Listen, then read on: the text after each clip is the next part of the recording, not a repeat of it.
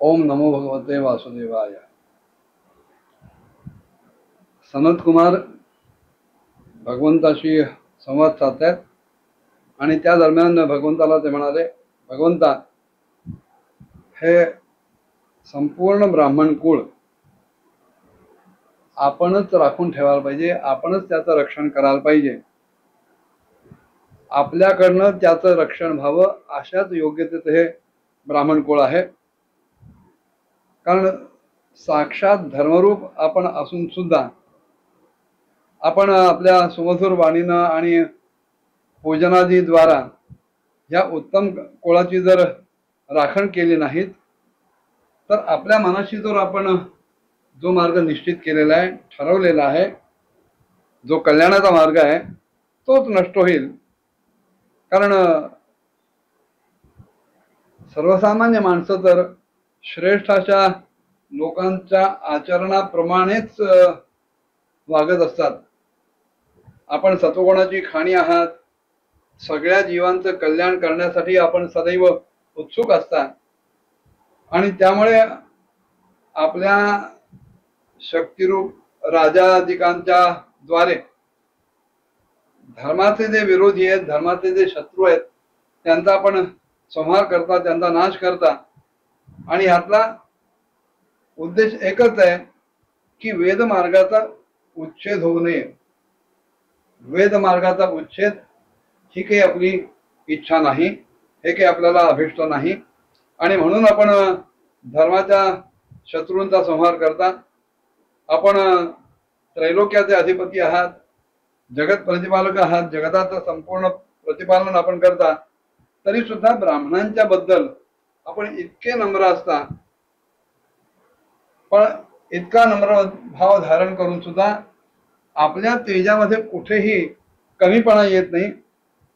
उलट आपली ती एक केवळ लीला आहे असं वाटतं. आम्ही आमच्या परीने त्या दोन्ही द्वारपालांना काही दंड दिला त्यांच्या अपराधाबद्दल, पण आपल्याला जे योग्य वाटेल, जे उचित वाटेल तशा प्रकारचा आपण त्यांना दंड द्या किंवा पुरस्कार म्हणून किंवा बक्षीस म्हणून त्यांची वृत्ती वेगळ्या प्रकारे विकसित करा. आपण जे काही कराल त्याच्याशी आम्ही पूर्णतः निष्कपट भावानं सर्वथा सहमत असू. आणि ह्या उलट आम्ही निरपराध अशा आपल्या अनुचरांना शाप दिला, दंड दिला, हा जर आमचा अपराध आहे तर आम्हाला सुद्धा आपण योग्य तो दंड द्या. आम्ही त्याचा सहर्ष स्वीकार करू. आपण व्यवहारात अनेक वेळा बोलतो की माझं काही चुकत असेल तर क्षमा करा, पण असं बोलणारा कधीही प्रामाणिकपणे आपली चूक स्वीकारत नसतो. तो त्याचा दांभिकपणा असतो. तो स्वतःला आपण चुकलो हे कधीच मानत नाही, फक्त तो दांभिकपणे सांगतो की मी चुकत असेल तर मला क्षमा करा. सनत कुमारांनी स्पष्ट शब्दात आपल्या ठिकाणचा अपराध स्वीकारलाय आणि म्हणून त्यांनी भगवंताकडे स्वतःसाठी दंडाची मागणी केली आणि भगवंतावरच सोपवलाय की त्या द्वारपालांना आपण योग्य प्रकारे दंड द्या किंवा पुरस्कार द्या. जे काही आपण कराल त्याच्याशी आम्ही पूर्णतः सहमत असू. आणि आम्ही चुकलेलेच आहोत, याचं कारण की द्वारपालांचं ते काम आहे. भलत्या सारख्याला कोणालाही आत प्रवेश न देणं हे त्यांचं काम आहे. आणि त्या दृष्टीने येणाऱ्या जाणाऱ्यांची प्रत्येकाची चौकशी करणं, त्याला अडवणं हा त्यांच्या कामाचा भाग आहे. त्याप्रमाणे त्यांनी आम्हाला अडवलं.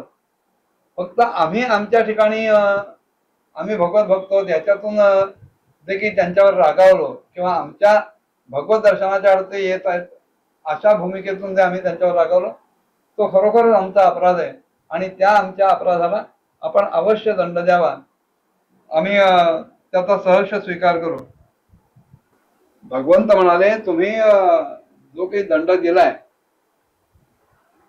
त्याच्यामुळे त्यांना 3 वेळा असुर योनी प्राप्त होणार आहे. कारण काम, क्रोध आणि लोभ या 3 विकारातून जय विजयांकडनं तुमचा अपमान झाला आणि त्या अपमानाचा प्रतिकार म्हणून आपण त्यांना शाप दिला. पण ह्या 3 वेळा जरी त्यांना असुर योनी मिळणार असली तरी त्यांच्या उद्धारासाठी मात्र मला 4 वेळाला जन्म घ्यावा लागेल. आणि त्याप्रमाणे भगवंतांनी घेतला. हिरण्याक्षाच्या वेळेला वराहावतार धारण केला. हिरण्यकशिपूच्या उद्धारासाठी त्याने ज्या प्रकारे उग्ररूप धारण केलं होतं त्याप्रमाणेच उग्ररूप धारण करून नरसिंहावतार त्यांनी धारण केला. आणि रावण कुंभकर्णांच्या योनीतल्या त्या जय विजयांना उद्धार करण्यासाठी रामावतार घेतला. आणि तेच जय विजय जेव्हा शिशुपाल आणि दंतवक्त्राच्या रूपात समोर आले तेव्हा भगवंतांनी श्रीकृष्ण अवतार धारण करून त्यांचा उद्धार केला.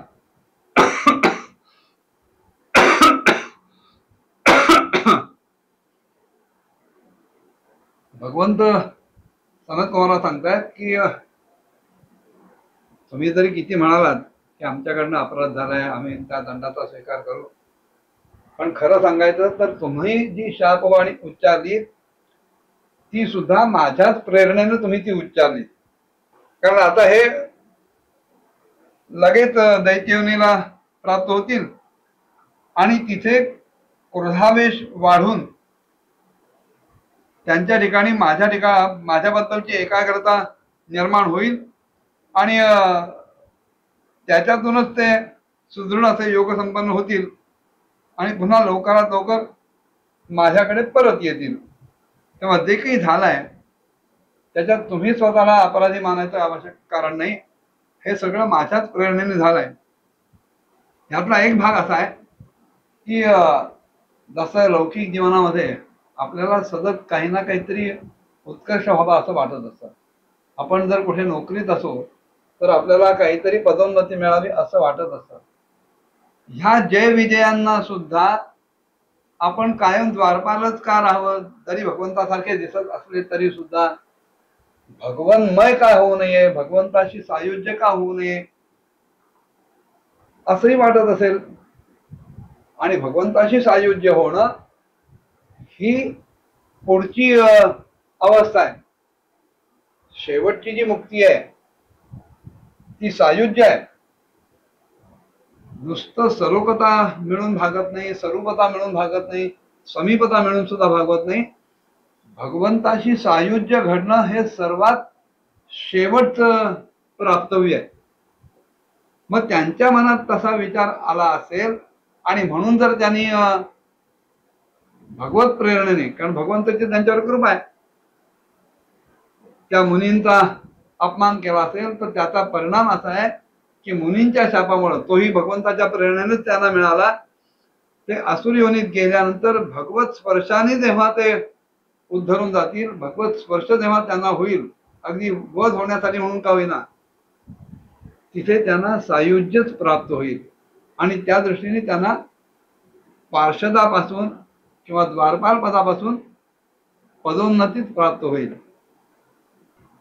हे सगळं झाल्यानंतर ब्रह्मदेव अन्य सगळ्या देवांना सांगायला लागले की ह्यानंतर त्या सगळ्या मुनीश्वरांनी, 4ही कुमारांनी नयनांना, नेत्रांना अतिशय आनंद देणाऱ्या अशा भगवान विष्णूंचा आणि त्यांच्या स्वयंप्रकाशित अशा वैकुंठ धामाचा लाभ घेतला, भगवंताचं दर्शन घेतलं, त्यांना प्रदक्षिणा घातली आणि नमस्कार करून भगवंताची अनुज्ञा मिळवून भगवंताच्या वैभवाचं, ऐश्वर्याचं वर्णन करीत अत्यंत आनंदानं ते तिथून परत आले.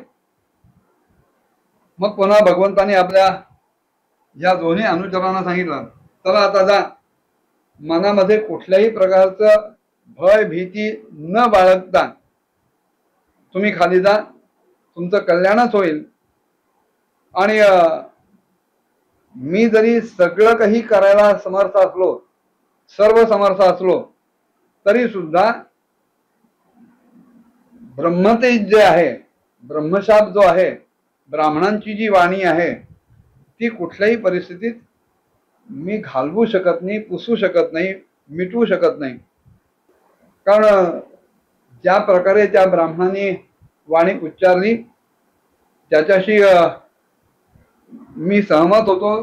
तसंच घडावं अशी माझी प्रेरणा होती. एकदा जेव्हा मी योगा निद्रेमध्ये गेलो होतो तेव्हा तुम्ही लक्ष्मीला सुद्धा अडवलं होतं. भगवंतानी ह्या द्वारपालांना त्यांना जो शाप झाला त्याचं कारण सांगायला सुरुवात केली की हे आज पहिल्यांदाच घडतं अशातला भाग नाही, मागे सुद्धा तुम्ही हे असं केलेलं होतं. फक्त त्यावेळेला तुम्ही माझ्या पत्नीचा अपमान केला होता. मी योगनिद्रेत होतो आणि लक्ष्मी माता माझं दर्शन घ्यायला म्हणून जेव्हा इकडे आली तेव्हा आपण त्याला सांगितलं की भगवंत शयनयानामध्ये गेलेले आहेत, झोप घेत आहेत, तुम्हाला काही आता त्यांच्याकडे जाता येणार नाही. आणि हे ऐकल्यानंतर तुम्ही लक्ष्मीला अडवल्यामुळं लक्ष्मी रागावली आणि ती माझ्याकडे आली. तिने तुमची माझ्याकडे तक्रार केली. त्यावेळेला मी तिला म्हटलं होतं की तू सध्या आता शांत हो, कारण तू तक्रार केली आणि म्हणून मी जर त्यांना काही शिक्षा केली तर सर्वसामान्य लोकांमध्ये असा अपसमज पसरेल, गैरसमज पसरेल की भगवंताने आपल्या बायकोच्या शब्दांना मान देऊन बायकोच्या शब्दामध्ये अधीन राहून या द्वारपालांना तक्रार शिक्षा केली. तेव्हा अशा कुठल्याही प्रकारचा बदलौकिक होऊ नये यासाठी तू शांत राहा आणि योग्य वेळ आली की त्यांना ह्या अपराधाचं शासन नक्की मिळेल. फक्त जे शासन मिळेल त्यावेळेला त्यांनी ब्राह्मणांचा, माझ्या भक्तांचा अपराध केलेला असेल आणि त्या अपराधात ब्राह्मणांच्या अपमानाचा बदला म्हणून किंवा अपमानाचं शासन म्हणून त्यांना तो दंड मिळेल. आणि मग त्यावेळेला तुझ्याही मनातला जो भाव आहे की त्यांना शासन व्हावं तोही पूर्ण होईल. आता तुम्ही त्या दैत्ययोनीमध्ये जा आणि तिथे माझ्याबद्दलचा आत्यंतिक क्रोध धारण करून माझ्याबद्दल पराकाष्ठेचं टोकाचं वैर धारण करून तुम्ही माझ्याशी जेव्हा एकाग्र व्हाल तेव्हा या ब्राह्मणांच्या तिरस्कारामुळे मिळालेला जो शाप आहे त्या शापातून तुम्ही मुक्त व्हाल आणि लवकरच तुम्ही माझ्याकडे परत याल.